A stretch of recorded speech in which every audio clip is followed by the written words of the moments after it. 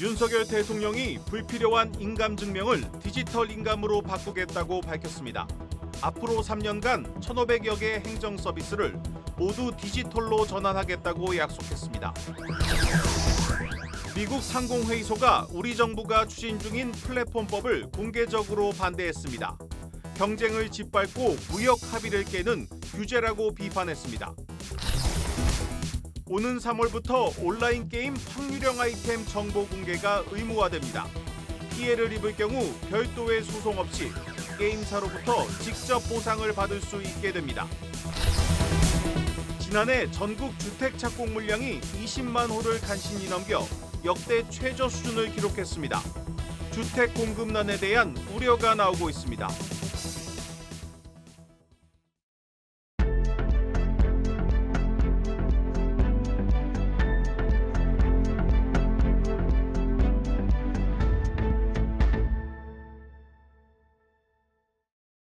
뉴스 플러스 시작합니다. 오늘 7번째 민생 토론회에 나선 윤석열 대통령이 불필요한 인감 증명을 디지털 인감으로 바꾸겠다고 밝혔습니다. 앞으로 3년간 1,500여 개 행정 서비스를 모두 디지털로 전환하겠다고 약속했습니다. 또 소비자들의 불만이 큰 게임 확률형 아이템의 정보 공개를 의무화하고 비대면 진료 확대를 위한 법 개정에도 나서겠다고 말했습니다. 첫 소식 임동진 기자입니다. 연간 매출 22조 원, 영화, 음악 등 다른 콘텐츠보다 막대한 시장 규모를 갖고 있는 게임 산업을 육성하기 위해 윤석열 대통령이 가장 강조한 건 소비자 보호입니다. 소비자를 보호해야 이 게임 플랫폼과 시장에 많이 참여하고 시장을 키울 수 있는 것입니다. 윤 대통령은 확률형 아이템 정보 공개 의무화는 물론 게임 소액 사기 근절, 매출을 내고 서비스를 조기 종료하는 소위 먹튀 게임에 대한 소비자 보호 등 불공정 해소에 힘을 쏟을 것임을 강조했습니다. 당장 3월부터 확률형 아이템 정보가 공개되고 소액 사기 담당 경찰 수사 인력도 대폭 확대됩니다. 윤 대통령은 또 행정 영역에서는 부처 간 벽을 허물고 정보와 데이터를 모아 국민들이 한 번에 필요한 업무를 신청할 수 있도록 하겠다고 말했습니다. 특히 도입된 지 110년이 지난 인감 증명을 디지털로 전환하는 등 3년간 1,500여 개 행정 서비스 구비 서류를 완전히 전산화하겠다고 밝혔습니다.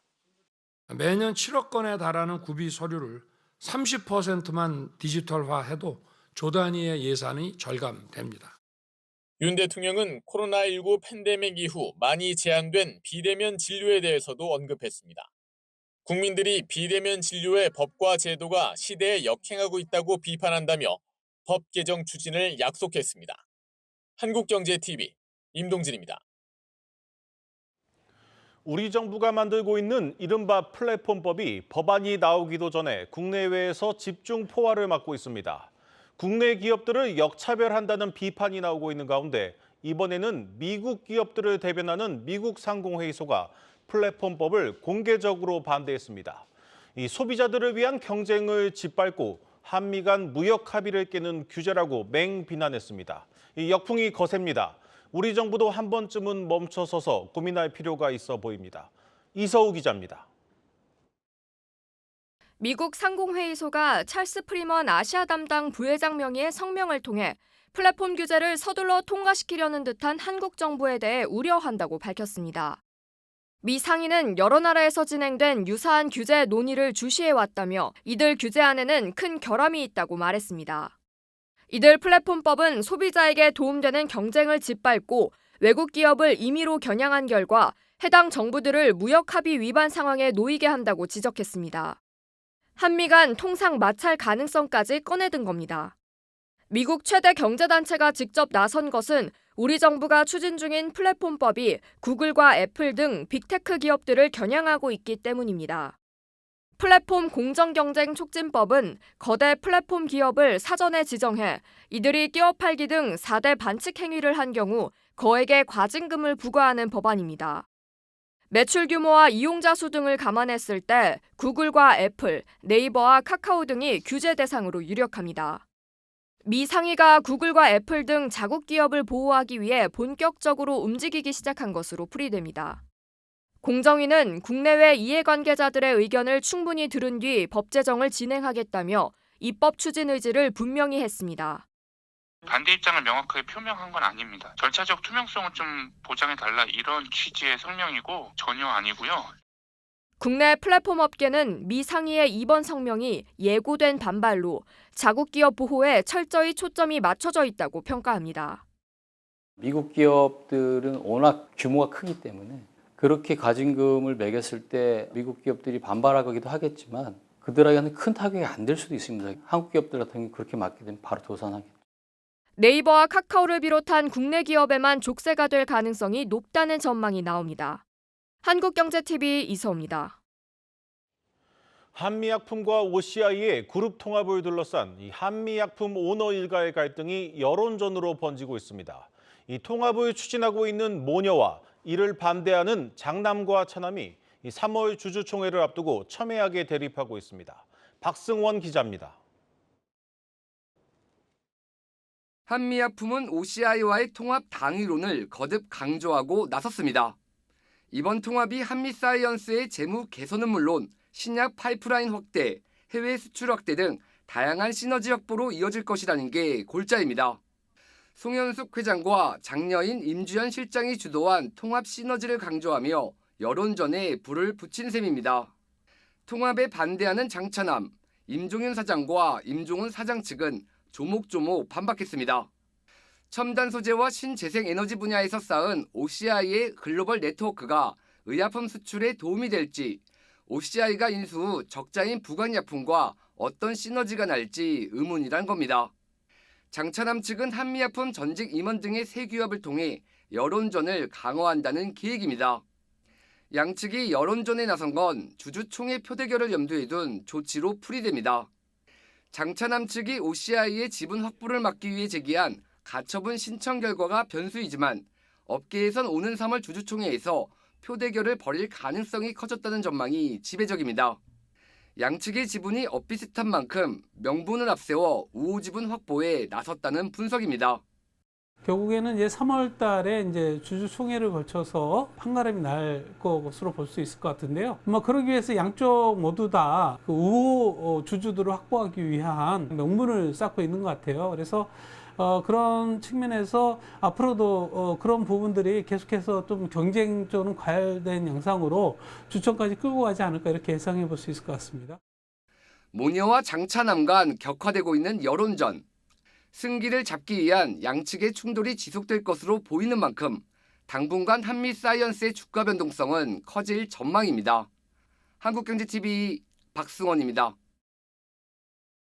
국내 주택 경기가 침체되면서 대형 건설사들이 해외로 눈을 돌리고 있습니다. 특히 유가 상승으로 중동 지역에서 발주가 늘어날 것으로 예상되면서 수주에 사활을 걸고 있습니다. 하지만 중동 국가들이 이른바 현지화 정책을 강화하면서 비용도 늘고 수주도 까다로워지고 있습니다. 양현주 기자입니다. 지난해 주요 건설사 실적 희비를 가른 건 바로 해외 수주였습니다. 부동산 PF와 미분양 문제, 공사비 상승 등이 겹치면서 국내 주택시장에서 이익을 내기 힘들어졌기 때문입니다. 실제 해외에서 굵직한 사업을 수주한 삼성물산과 현대건설을 빼면 대부분 대형 건설사들의 영업이익은 감소했습니다. 상황이 이렇자 주요 건설사 수장들은 해외 수주에 집중하겠다며 한 목소리를 내고 있습니다. 문제는 우리 건설사들의 덧받친 중동 지역의 수주 환경이 예전 같지 않다는 점입니다. 고유가 기조로 중동 건설 시장이 성장할 것으로 전망됐지만 진입 장벽은 오히려 높아졌습니다. 올해 들어 중동 지역 각 국가들이 이른바 현지화 정책을 강화하고 나섰기 때문입니다. 초대형 신도시 건설을 진행 중인 사우디의 RHQ, 즉 중동 지역 본부 유치 정책이 대표적입니다. 일종의 라이센스로 올해부터 사우디에 지역 본부를 두지 않은 글로벌 기업들은 정부 조달 프로젝트에 참여할 수 없습니다. 해당 라이센스를 취득한 이후엔 1년 안에 최소 15명 이상의 정규직을 고용해야 하고 이 중 3명 이상은 임원급으로 채용해야 합니다. 어렵게 설립한다 해도 중동 지역 본부로서 관리 업무만 수행할 수 있습니다. 영업 활동을 위해 또 다른 법인을 설립해야 하는 겁니다. 신규 진출을 노리는 건설사 입장에선 큰 허들이 생기는 셈입니다. 헬무시티라든가 이런 대규모 사업들이 다 오다 보니까 안 할 수는 없는데 연간 20억을 들여서 이 라이센스를 유지해서 하는 게 건축이나 플랜트 쪽은 좀 리스크가 크죠. 현재 국내 기업 중 RHQ 라이센스를 획득한 기업은 삼성물산, 두산에너빌리티, LG전자 3곳뿐이고 삼성 엔지니어링과 현대건설은 막바지 작업 중입니다. 고유가에도 중동 진입 장벽이 높아지면서 해외 수주에 사활을 걸어야 하는 건설사들의 셈법은 더욱 복잡해질 전망입니다. 한국경제TV 양현주입니다. 정부가 단통법 폐지를 추진하면서 내일 출시되는 삼성의 스마트폰 갤럭시 S24의 보조금이 늘어날지가 관심입니다. 하지만 제조사인 삼성전자나 이 통신사들은 이미 잘 팔리고 있는데 굳이 출혈 경쟁에 나설 필요는 없다는 입장입니다. 당분간은 짠물 보조금이 예상됩니다. 정재용 기자입니다. 갤럭시 S24 정식 출시를 하루 앞둔 오늘 공시지원금 인상은 물 건너갔습니다. 방통위 고시상 공시지원금 변경은 매주 2차례, 화요일과 금요일 가능한데 화요일인 오늘 지원금 인상은 없었습니다. 사전 판매로 이미 제품을 산 소비자들에게 오히려 가격 역차별이 발생할 수 있다는 이유에서입니다. 국내 이동통신사들을 통해 10만 원대 고가 5G 요금제로 갤럭시 S24를 구매하면 최대 24만 원의 지원금을 받을 수 있습니다. 유통점 추가 지원금까지 받으면 할인 폭이 27만 원대까지 늘어나지만 25% 선택약정 할인을 이용하는 게 50만 원가량 더 저렴합니다. 공시지원금과 약정 할인 하나만 선택할 수 있어 24개월 약정 할인에 소비자들이 몰릴 수밖에 없는 구조입니다. 현재 공시지원금은 단말기 제조사와 이동통신사가 각자 합의된 비율로 분담합니다. 단말기 유통구조 개선법, 이른바 단통법 폐지를 추진하는 정부는 경쟁을 촉진하며 지원금 인상을 지속 압박하고 있습니다. 그러나 큰 할인 없이도 흥행 중인 신제품에 삼성전자는 물론 이동통신사들도 과도한 비용을 쓰며 경쟁할 이유가 딱히 없습니다. 올해 상반기 국내에 출시되는 고가 스마트폰은 갤럭시 S24 시리즈가 유일합니다. 이 통사들도 가입자 뺏기보단 인공지능 등 신사업 투자에 열을 올립니다. 10여 년 전 스마트폰과 LTE 태동기, PT기며 가입자를 유치하던 때와 시장 환경이 완전히 달라진 겁니다. 업계에서는 갤럭시 S24 신제품 출시 효과가 끝나는 3월께나 돼야 공시지원금이 큰 폭으로 오를 것으로 예상합니다. 한국경제TV 정재홍입니다.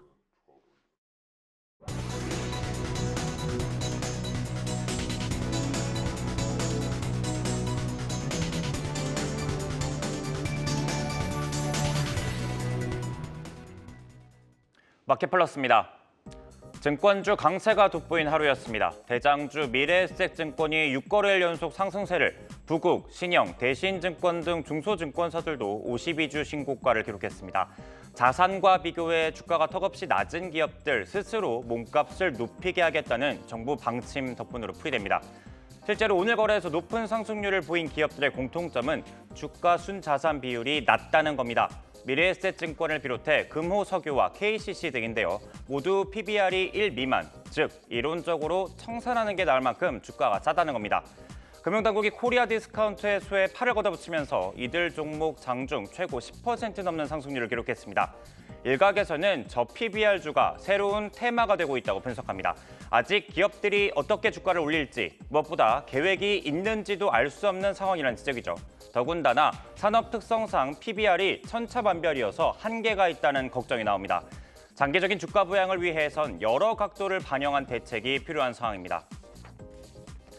신동빈 롯데그룹 회장의 사업 정리 계획 발표에 롯데지주 주가가 급등했습니다. 신 회장이 직접 부지 사업 매각을 진행 중이라고 밝힌 건데요. 바이오와 메타버스, 수소, 2차 전지로 힘을 모으겠다는 겁니다. 신 회장의 발언은 부진한 사업을 과감하게 버리고 성장 가능성이 높은 쪽에 사업을 집중했다는 의미입니다. 앞서 롯데는 외식 브랜드 TGIF와 롯데알미늄의 보일러 사업, 일본 롯데리아를 매각한 바 있는데요. 몇 년을 해도 잘 되지 않는 사업은 정리하는 게 직원에게도 좋은 일이라는 게 신 회장 생각입니다. 업계에서는 롯데의 화학 부분에서 추가 사업 정리가 진행될 것으로 예상합니다. 이 같은 소식은 롯데지주 주가를 달궜습니다. 앞서 지난 22일 이후 가파르게 상승 중이었는데요. 오늘도 외국인과 기관의 쌍끌이 덕분에 5% 넘게 급등 마감했습니다. 신 회장이 롯데를 진정한 글로벌 기업으로 만들고 싶다는 각오를 내비친 만큼 어떠한 결정이 나올지 관심이 모입니다. 간암 치료제가 미국 FDA 허가를 앞뒀다는 기대감에 H1B와 H1B 생명과학 주가가 나란히 급등했습니다. 신주 인수권 행사로 보통주 물량이 추가됐음에도 몰려든 투심을 꺾지 못했습니다. 두 종목은 오늘 코스닥 150 가운데 가장 높은 상승률을 기록한 것으로 파악됩니다. 회사에 따르면 지난해 11월 FDA는 H1B의 간암 치료제 허가를 위한 현상 실사를 마쳤는데요. 큰 문제 없이 통과한 것으로 전해집니다. 앞서 지난해 5월 FDA에 품목 허가를 신청했고 7월에 본 심사에 들어간 바 있죠. 앞으로의 일정은 오는 3월 품목 허가를 위한 최종 리뷰, 5월에 있을 최종 품목 허가 여부 확정입니다. 오늘 외국인 투자자들은 코스닥에서 H1B 주식을 가장 많이 사들였습니다. 414억 원으로 2위 한글과 컴퓨터의 2배가 넘는 금액인데요. H1B 생명과학은 4거래일 연속 상승세를 이어갔습니다. 이 기간 상승률은 49%로 투자자들의 기대가 진짜 성과로 이어질지 지켜보셔야겠습니다. 마켓플러스였습니다.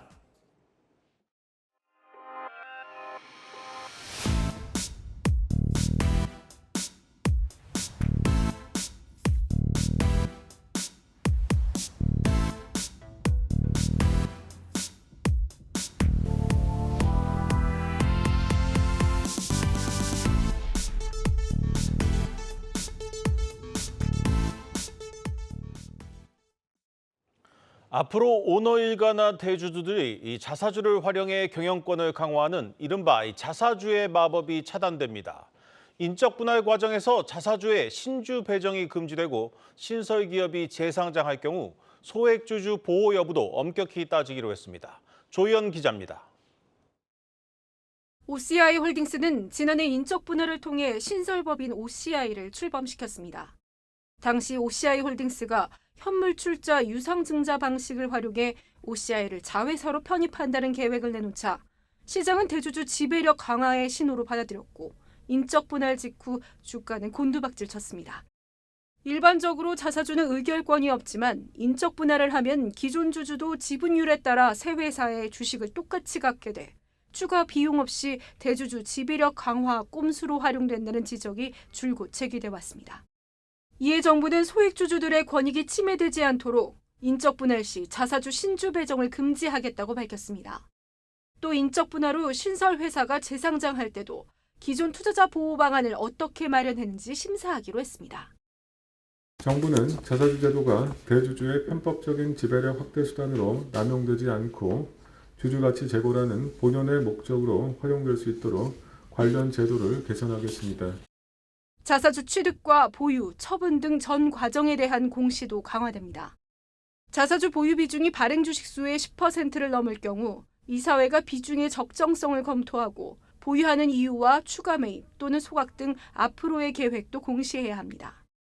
통상 자사주 매입은 곧 소각이란 등식이 성립하는 미국과 달리 국내에서는 우호 세력에 매도하는 등 경영권 방어로 활용되는 사례가 있어 이에 대한 공시를 체계적으로 하겠다는 취지입니다.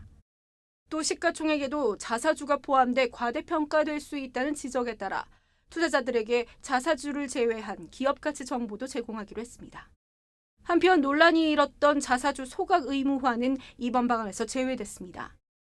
정부 관계자는 자사주를 일률적으로 소각하는 것은 기업의 경영활동을 과도하게 제약할 수 있다는 우려가 있었다며 다른 방안을 통해 자사주 처분 등에 대한 시장의 감시와 견제가 활성화되도록 하겠다고 밝혔습니다. 금융위원회는 올 상반기 중 이 같은 내용을 추진하기 위한 자본시장법 시행령 개정을 진행할 예정입니다.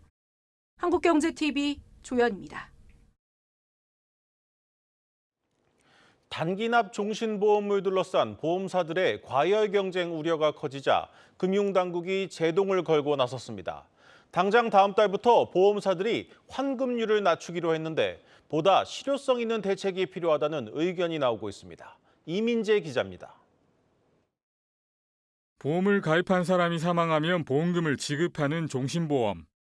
인구 감소로 점차 수요가 줄어드는 추세지만 단기납 상품의 부각으로 재조명을 받았습니다. 10년 이내인 납입기간과 보험계약을 해지했을 때 생보사가 계약자에게 돌려주는 돈인 환급금 비율이 높은 점이 주목을 받았습니다. 소비자는 높은 환급률이, 생보사는 새 회계제도에 따른 실적 개선이 긍정적이라는 평가였습니다. 다만 부작용에 대한 우려가 발목을 잡았습니다.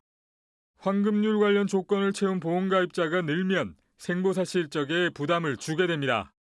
금리 인하가 예상되는 시점에 부동산 등 대체투자 수익률도 높지 않아 이를 만회하기 쉽지 않습니다. 높은 환급률을 노리다 중도 해지에 손실을 입은 소비자가 증가할 수 있다는 점 역시 문제입니다. 이런 이유로 금융당국이 제동을 걸고 과세당국이 비과세 혜택을 없애는 안을 만지작거리고 있는 상황. 일단 생보사들은 내달부터 환급률 120%로 내리는 등 대응 마련에 나서고 있습니다. 회사의 리스크 관리라든가 그런 측면을 좀 고려해야 된다 이렇게 좀 생각하고 있고요. 이제 좀 과열 양상이고 또 GA 시장을 통해서 그 상품이 공급되고 있는 그 상황에서 조금 더 추이를 좀 지켜보면서 전문가들은 절판 마케팅이 기승을 부리고 풍선 효과가 발생할 수 있는 만큼 실효성 있는 대책이 필요하다고 입을 모았습니다. 수요에 대변할 수 있는 적절하게 지금 공급되지 않다 보니까 지금 계속해서 왜곡된 방향으로 감독당국이 보기에는 그런 방향으로 지금 전개되고 있지 않나. 그래서 근본적인 어떤 해결 방안이라고 하는 것이 무엇이 있는가에 대해서는 연구원 차원에서는 지금 고민하고 있습니다. 한국경제TV 이민재입니다.